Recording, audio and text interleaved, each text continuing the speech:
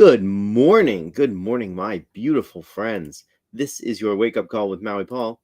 I am Maui Paul. We are here today to say some nice things about ourselves. Good morning, Lauren. Good morning, Amanda. Wonderful to see you ladies here today. Lauren's coming in from Daytona Beach. Amanda's probably coming in from Paradise. Anyways, wonderful to see you ladies, and also everybody else who is watching but has not yet left a comment. Drop me a comment. Let me know that you're here. I'll be happy to say good morning to you. Anyways, yeah, we are here to say some nice things about ourselves and ultimately to really build into our own lives. We're going to do the same thing we do every morning, Monday through Friday at 9 a.m. I'm going to pull a card off the top of my deck. I'm going to ask you if you are the affirmation on the card, and we are going to respond out loud together. I am that affirmation. Those words are so powerful. The I am presence is the name that we all answer to inside of ourselves. It's also the name that we call ourselves by. Whenever we say I am, we are declaring how we are going to behave. We're declaring what we believe in a certain situation about ourselves. So let's improve that. Let's incrementally each and every day be able to reach for more powerful I am statements. So let's have some fun. Let's pull a card off the top of the deck and say that today I am recovering. I am recovering. I overcome challenges and celebrate my progress. So I am recovering. I overcome challenges and celebrate my progress. Are you recovering? You are recovering. You overcome challenges and celebrate your progress. I'm going to write that down in the comments, and I encourage you to do the same thing. And as we write together, as we declare together that we are recovering and that we overcome challenges and celebrate our progress.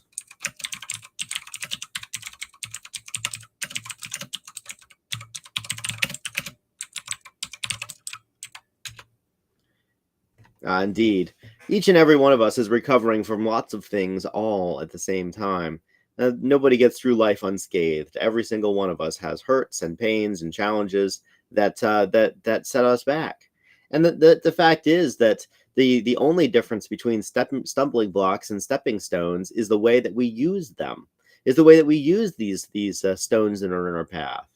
And I chose this image of these stepping stones across a pond because it really just shows how recovery actually works. We have to kind of cross the impassable chasm using the stones that are in our way. And so it is with this path. There are many secure places that we can step, secure places that we can rest as we are recovering. And ultimately, we have to overcome the various challenges in our way. Some of the challenges are big, some of the challenges are small, but they're challenges nonetheless. And all of us are dealing with just things that have in the past been insurmountable for us. But as we get more mature and as we get more experienced, the distance between those stepping stones gets shorter and shorter and shorter until eventually they're no longer stepping stones, but a highway toward our dreams. So I am recovering today, and you are as well. And I think about like the various challenges that have really beset me in life. I've had my fair share of things that didn't go the way that I thought they would. I've had my fair share of things that primarily like thought patterns that I didn't even know that I was having. And the ways that I was doing life that I kind of figured was the only way to do life, but was actually holding me back. And these things are hard to recognize because ultimately our brain does the thinking. And so when we attempt to be thinking about ourselves or thinking about our own thoughts, we have to really step outside and look at our own results and step away from the judgments or the preconceptions that we have about ourselves in order to do that. And so recovery is just one of those things that we are all in a constant state of. And a lot of times, recovery is talked about in the context of like a physical recovery or a recovery from addiction. But the fact is that each and every one of us has arrested development in certain places, certain areas of our lives. And so we are recovering from that bad programming that was put into us when we were very young. Think about it. a lot of the thoughts, a lot of the oldest thoughts that we have are thoughts that we formed when we were at a very, very young age. And when and at the time we are least experienced. We don't have any experience whatsoever with life. And so something will happen in our to us, and our brains will formulate some kind of a survival mechanism, or where something will happen, and then so we will respond to it. And then we will think to ourselves in the end, like, oh, well, that must be the way that we solve that problem. Even if our response was one that was dreamed up by a 2-year-old or a 3-year-old, because that's how old we were when we came up with the solution.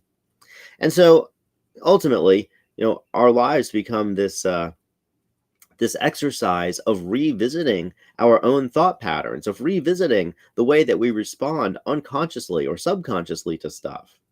The Sigmund Freud did a lot of research about the unconscious, or the collective unconscious. So did Carl Jung, and one of the things that really comes through in both of their writings is about how the things that we do not think about, the ways that our brains are on autopilot, are ways that are essentially the primary stuff that holds us back and stops us from achieving things, even though we know those things are good for us.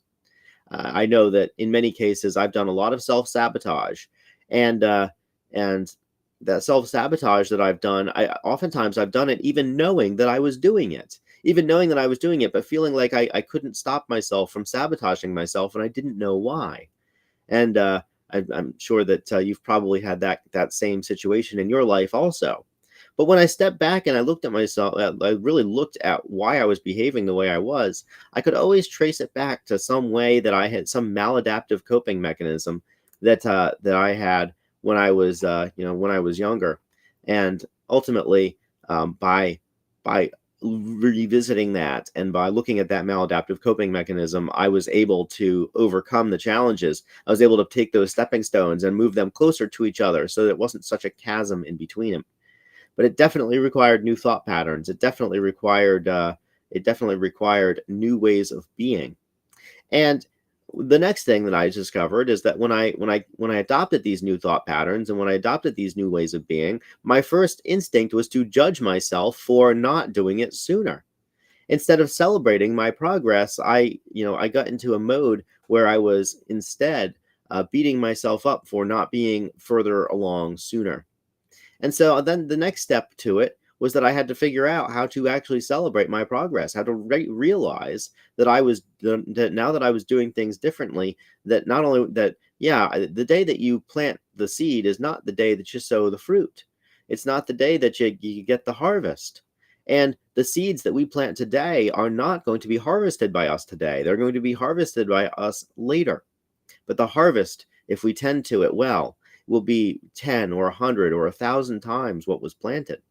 And so we are recovering today. We overcome challenges. Today we're going to overcome challenges. Today we are going to think about life a little bit differently, and we are going to celebrate the progress that we've made. But we shouldn't get into a mental idea that the work that we do today is going to bring us results today. The work that we did yesterday brings us results today. The work that we did a week ago brings us results today.